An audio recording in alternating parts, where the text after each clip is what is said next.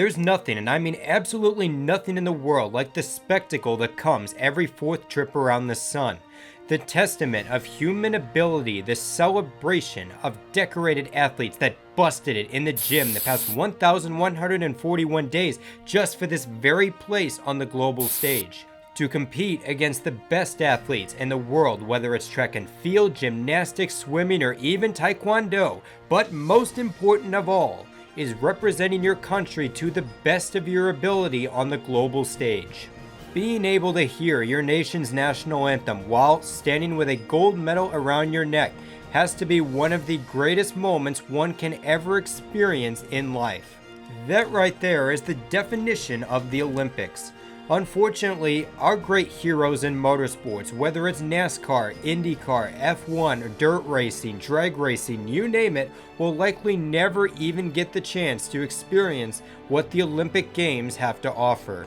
And since nobody else has even touched on it, even given a thought, I'm going to put together a proposition to get motor racing into the Olympic Games. This may end up being channel suicide, but I'd much rather be aggressive and fight hard like an Olympian with this idea than to just regurgitate an old idea. And I hope you guys enjoy this as much as I did crafting out this idea. Now, the idea of motorsports in the Olympics isn't some radical idea that was spouted out by a couple drunk people at a party. No, it was far from that. Because for the 1900 World's Fair in Paris, France, 14 motor racing events were held in conjunction with the Olympics, awarding third for bronze, second for silver, and of course the gold medal for first. So just what were the vehicles that raced in a motorsports Olympics? Well, considering that the first ever Indy 500 was still 11 years away, and Henry Ford's iconic Model T had yet to hit the assembly line, the very definition of motor racing was extremely different from the fast, aggressive act that we see it today. Some of the events used vehicles such as taxis, delivery vans, and trucks. There was even a fire truck class in which American Gilbert Brown took home gold for the USA.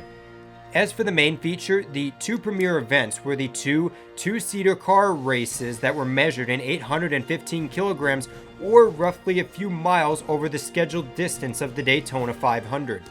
Now, little is known about these events because a lot of the drivers and some of the manufacturers in this race were not properly reported, and in result, there are a lot of gray faces that won these races. The only known gold medal motor racers to this day I could find are Gilbert Brown, France's Alfred Velahy in the large car class, and France's Louis Renault in the Paris small car, who was one of the founders of the world-famous Renault Group. However, none of these people can be considered Olympians because, shockingly, the International Olympic Committee hasn't and likely won't declare these races as official Olympic events. Now, believe it or not, there would actually be some motor racing action that would get the nod by the IOC, and that would be in the form of powerboat racing. The very motorsport was a contest for medals at the 1908 Games in London, but it would be wiped out after one game's end. Eventually, it would turn out to wipe out motorsports entirely. The IOC officially declared motor racing as not compatible with the Olympic Games. And I would think this label was due to the fact that motorsports, especially in this day and age, are heavily reliant on engineering. Aerodynamics, horsepower, etc. makes it very, very likely that a bad driver can beat a much more skilled one with the right equipment and the right people working around him. Although in motorsports' defense, it wasn't robots that built and got these cars or powerboats onto the Olympic stage. People built them. And thus, if that was really the issue, what they could have done is classified it as a team sport and made sure to make it mandatory for each person that worked on the car to at least take a lap or one glide for the goal. But that wasn't the case, and thus, as the 2021 Games began in Tokyo, there were no Olympians competing in motor racing. And I'll tell you, it sucks even more that NASCAR, IndyCar, you name it, have all been loaded up for the next 2 weeks, in part to avoiding network conflicts with NBC. And that's why it's even more important in this day and age to have some NASCAR content creators, especially ones willing to put out ideas like this, such as an auto racing Olympics. An idea like this is going to take a lot of critical thinking. And in order to get racing's best stars competing for medals, we must first determine just what format works best for motor racing. Now, I think if you genuinely ask motorsports fans, just cold approach them at the track and ask them what format they'd like a racing Olympics to be, chances are they'll advocate for a 5 to 6 race points championship. A set amount of tracks make up the schedule, and whoever, after all the events are completed, has the most points, that driver gets gold, second and third, then also receive medals from these races. And now, this concept, it does sound good and all, but unfortunately I feel like it's just too close to what the SRX is currently doing. Plus, you have to remember, the Olympics at its core is not about self-achievement. It's a very big part, but at the end of the day, it is not over representing your country and representing it well. Thus, in my very honest opinion, the very best way to do a racing Olympics is to make all the events individual events, with obviously first, second, and third in those events getting awarded the medals. And I feel like it is in this way where all forms of motorsports can be utilized in the very best way possible for each. For the sports car race, it can be an endurance event akin to the Rolex 24. For dirt racing, you can have a Chili Bowl style format. And for stock cars and open wheels, you can have a wide selection of possible venues and ways to showcase your side of the motorsport. And even with the crazy variety of events, it should be still encouraged that drivers try to do as many events as possible. And therefore, you don't want a certain limit as to how many races a driver can run or how many times a country can use a particular driver. Because in the grand scheme of things, you want marketable names. You want drivers that are good at all facets of motorsport. And that's why you need a limited amount of driver participation. So now that we have the framework of what a motor racing Olympics would look like, the next step to this proposition is getting the green light by the International Olympic Committee, which requires some serious guidelines and requirements. In order to be classified as an Olympic sport, the sport needs to be governed by a separate international federation and be accepted by the IOC. It must also be practiced all around the world. Somewhere around 75 countries for men and 40 countries for women would officially make motor racing an Olympic sport. And from the requirement, there are two ways in my opinion that a motor racing Olympics can happen and will be a decent representation alongside baseball, archery, and rowboating. The easiest and most realistic way to do this would be just to do iRacing. Virtual games, it's no question they are on the rise. These alternate worlds allow any crazy idea to become reality. Yes, even pig hang gliding, and get played on a competitive stage for thousands, potentially millions of dollars at stake. We call this esports, and with its rapid rise to popularity, there's a very realistic chance that a game like Fortnite or League of Legends could become an opportunity to win a gold medal at the Olympics. So if those silly kids games can get represented, then so should racing on a very realistic simulator like iRacing. And right off the bat, two of auto racing's biggest issues are knocked right out of the way if done in a virtual setting. Number one, there's no stress over who is going to build these cars. And two, you won't have the pressure of finding not one, not two, not three, not four, not even seven, but a couple dozen corporations worldwide to spend over $1 million alone to fund a racing Olympic team or driver. The other major benefit to having it in a virtual environment is the endless buffet of track choices, no weather issues, and no worries if a driver flips over many times or has a heavy impact with the wall that could be considered fatal in real life. However, the biggest hurdle to jump is going to be meeting the 75 nation threshold. Whether it's NASCAR, IndyCar, F1, you name it, if there is to be an Olympic Games with iRacing, these major motorsports organizations are going to have to introduce iRacing outside of the States. And I mean it's going to have to be a very big push in the right countries. Automatically, I'm sure many second or third world countries are out, because if these poor nations can't provide its citizens with adequate food or water, how are they going to get them up and going on iRacing? Just how? But if you introduce Switzerland, Germany, and New Zealand to this foreign skill, you can get nations interested and easily meet the threshold potentially before the 2028 Olympics in Los Angeles. Although an idea like this may or may not be hated by most motorsports fans. And this is mainly because you're going to have some 17-year-old kid from some no-name country racing against the likes of Lewis Hamilton and Kyle Busch. Granted, that's even if the stars of the real-life circuit even qualify for the games. Not that a lot of motorsports fans won't watch, as I for one will be watching some of these events, cheering on the representatives from Team USA, but there's a high probability that there won't be a lot of big, coveted motorsports names that drive in viewership, not only domestically, but internationally. Plus, of course, the virtual world is different than the real world. Anyone arguing that a guy like Marco Andretti is the GOAT of racing, should he qualify for Team USA and win a lot of races, is just a bit far-fetched and out of touch with legitimacy. If this event gets added, the winners deserve all the recognition in the world. But in talking about a true auto racing Olympics, there may be some race fans that just prefer to straight up laugh at this idea and execution of a games done on a computer.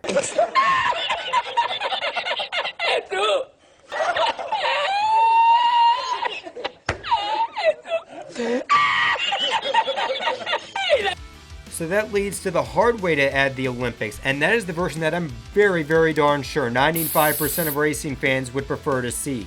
The best drivers in the world racing real cars for Olympic medals. Racing.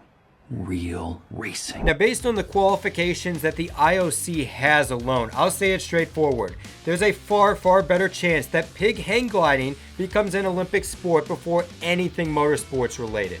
And that is for many reasons, such as not having many nations involved in motor racing and having an insane racing budget. As remember, a part of the proposal, there will need to be all types of cars built for these events. And of course, there will need to be multiple big corporations to step up to the plate in a big way. So I'm going to just say it straightforward, tell you like it is. Big money is the only way to get to the Olympic stage as a real sport. Big money in terms of bribing the IOC to consider it with a lack of nations. Big money offered from sponsors to put this endeavor together. And big money from broadcasters like NBC that want to put on this show. So in that alternate universe, the IOC decides to cash in and auto racing gets added to the 2028 Olympics alongside Flying Bacon presented by Smithfield. Then the question becomes just who is going to build these cars? I have great doubt that any NASCAR team like Hendrick Motorsports is going to willingly offer up some of its manpower to help Team USA. Odds are Team USA and some of the other nations are going to have to recruit some retired engineers and mechanics that know how to build every type of car imaginable. But then again, when you hire some outdated minds that don't know every new trick in the book, it makes your nation old and tiring, potentially behind on the aerodynamic front. It'll be hard to meddle with engineering expertise from 2006. The better option would be to align with either some manufacturers like Chevrolet and Ford, or pay a team like Team Penske to expand its operation and build some extra cars. With a full salary and employee benefits, now you have some motivated people that are going to work strictly on Olympic cars and focus on getting America and other countries gold medals. However, there is something very messy that could come from this, and that is, let's say a driver like Scott Dixon qualifies and wants to represent Britain in IndyCar and dirt racing. The caveat? No team or auto supplier from Britain wants to build these cars, and so in order to compete, a team like Chip Ganassi Racing in America must be the ones that put together these cars at the direction of a big-time sponsor in Britain. This would create a lot of confusion, as you would have a British driver and a British team, assuming you hire engineers from the UK, fielding a car assembled in America. Not only does this cheapen Britain's potential gold medal, but it makes America look like a Benedict Arnold for helping out a rivaling country. Plus, I'm very darn sure in this situation, they'd have to split the medal in half, as half of it goes to Chip Ganassi Racing and half of it goes to Scott Dixon. Not a very good look for a motor racing Olympics, not at all.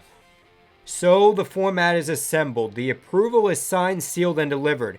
And let's just assume that none of the crazy stuff like I just mentioned happens, and we all know who's paying the bills and building these machines. Now that there's a very crystal clear path to a motorsports Olympics, we get to the fun part for most fans and the absolutely dreaded part for the Olympic planners. Picking and choosing the configurations for these Olympic drivers to race on. And I'm going to straight up say this, if this were any other nation besides America, chances are the hosting nation would have to either block off parts of the city to host events, or build tracks entirely from scratch to host these events. And considering just how much money goes into building fancy stadiums that will rot away after 2 weeks of fame, the Olympics are a big scam, by the way. Many Olympic planners are going to have to jump off a diving board into a pool of water to cool off, knowing that they have to build a 0.5-mile short track with all its safety enhancements and banking in less than 4 years. Now, fortunately, let's assume this is approved in 2028. The live motor racing Olympics would have a wide assortment of tracks at the ready to choose from in California and on the West Coast. For the sports cars, I like having a track like Laguna Seca as the endurance course with its enticing turns. Meanwhile, the Auto Club Speedway would be utilized for 2 events. Obviously, the new Auto Club short track will be done by that time. And so for the stock car events, this facility would not only be in proximity of LA, which would provide a lot of opportunities for fans to come watch, but it makes sense to run a short track from an entertainment standpoint over tracks such as intermediates and road courses. Also racing at Auto Club would be all the events related to NHRA and professional drag racing. As for the dirt guys, the Bakersfield Speedway would be the ideal track.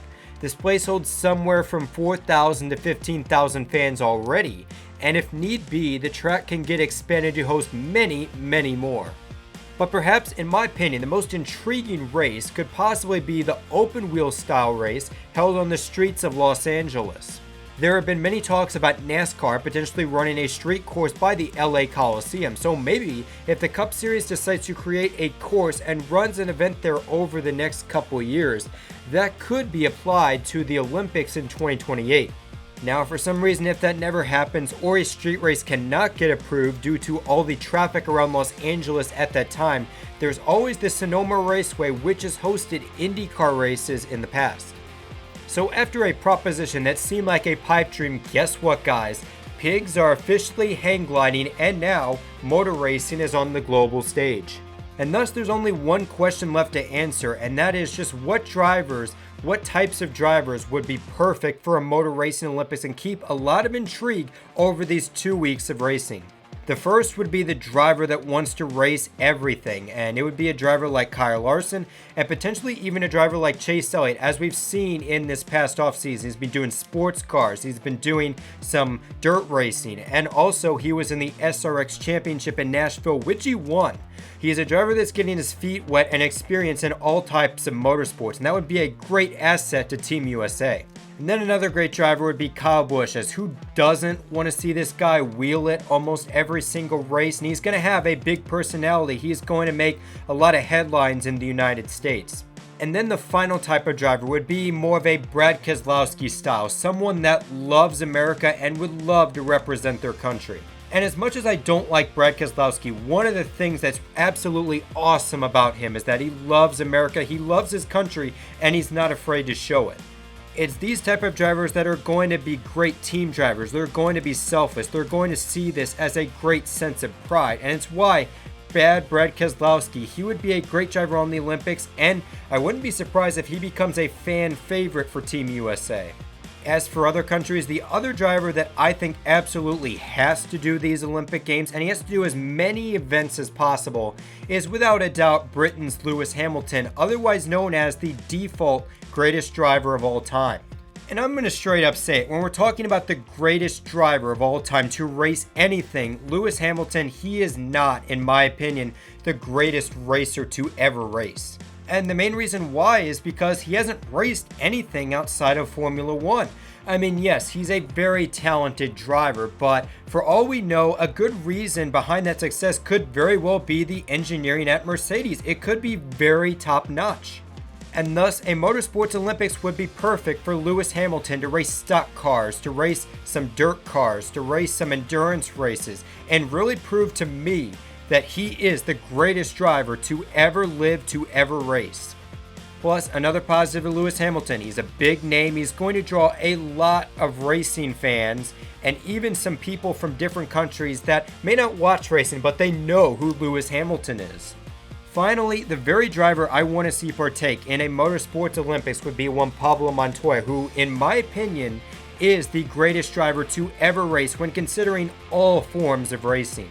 I mean, yeah, maybe Tony Stewart or even a guy like Jeff Gordon could have a resume that comes close, but Juan Pablo Montoya, he's a guy that's excelled in open wheels. He's excelled in stock cars. He's done almost everything. And so if you have a driver like that, not only competing, but winning gold medals, it's not only big for motorsports, but it's big for Colombia. As this is a country right here that may have some success, but they don't have the great pedigree that powerhouses like the United States and Russia have. Therefore, Juan Pablo Montoya, honestly, he could be to Colombia like what Usain Bolt was to Jamaica in the Olympics. He could really put Colombia on the map and make them a big force on the world scale. And that right there is just a small sample size of the endless buffet of drivers that could compete and do very well should my proposition to adding motor racing to the Summer Olympic Games be put to reality. Now, of course, I doubt it's ever going to happen, as this is a tall mountain, one rivaling the one mountain bikers have to pedal up for the Olympic Games. But as the great Michael Phelps once said, don't put a limit on anything. The further you dream, the further you get. And just maybe by a small kilogram or two, this video provides a bit of weight to make the reality of a Summer Olympics with motor racing a bit stronger. So anyways, this is NRF signing out. And just remember, life's a beach and then you drive.